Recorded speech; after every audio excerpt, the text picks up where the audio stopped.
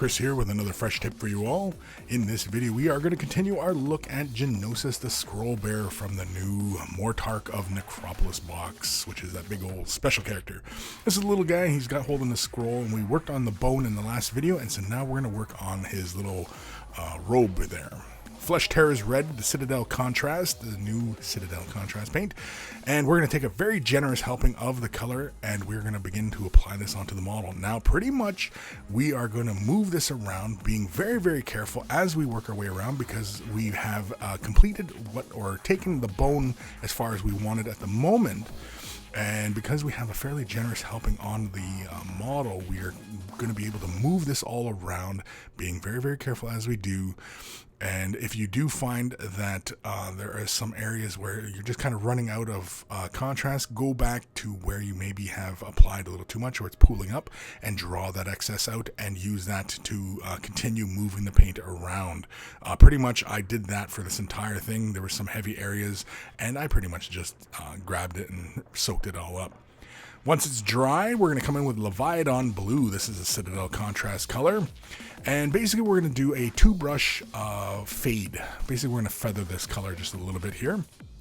And I do have a few other videos on doing feathering, but really quickly here, just lay one brush to lay the color down, and I use another brush that is damp with water, not totally soaking with water, but a little bit damp with water, and begin to feather out that color. So just really quickly, I use one brush, and then I use another brush to move the color around. I chose Leviathan Blue as it is a really nice deep color, and it's a great way to shade this red. It kind of takes it almost onto the dark purple side of things, as I really didn't want to go with brown. I could have went with brown, but I wanted to go with just something a little bit more interesting, and it really deepens up those shadows on those areas, and we're going to pretty much carry on like that as we work our way around the shadow points of the model.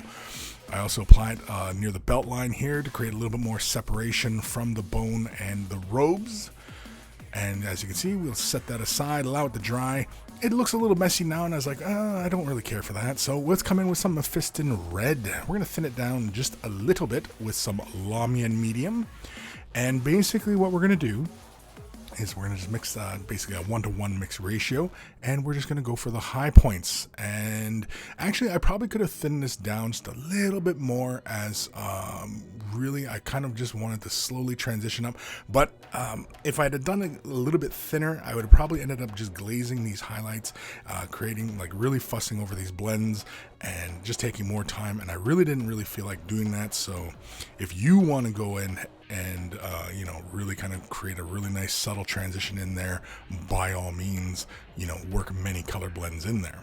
Next, we're going to go with some Wild Rider Red, and this is pretty much as far as we're going to take this highlight. I don't really want to push the red too far. If you want to go for a more contrasty kind of look, you could have come in with some Evil Sun Scarlet and then some Wild Rider Red, but I'm jumping right to Wild Rider Red, as I'm just going for just corners and such, and the little holes in the fabric. I'm just catching just the undersides of those where light might gather, but otherwise it's a really fast kind of way of getting the robe done, and I'm pretty much happy with that. I really don't think I want to go any further with that. It's a nice deep red. We may come back to it later on once we get more of the models done of this kit, but that is it. Next we'll work on the scroll, and maybe we'll create a glowing effect on that scroll. Huge thank you to all my patrons out there. Without your support, these videos would not be possible. And if you're considering patron support, click the link in the description below. Thank you for watching. Take care of them brushes.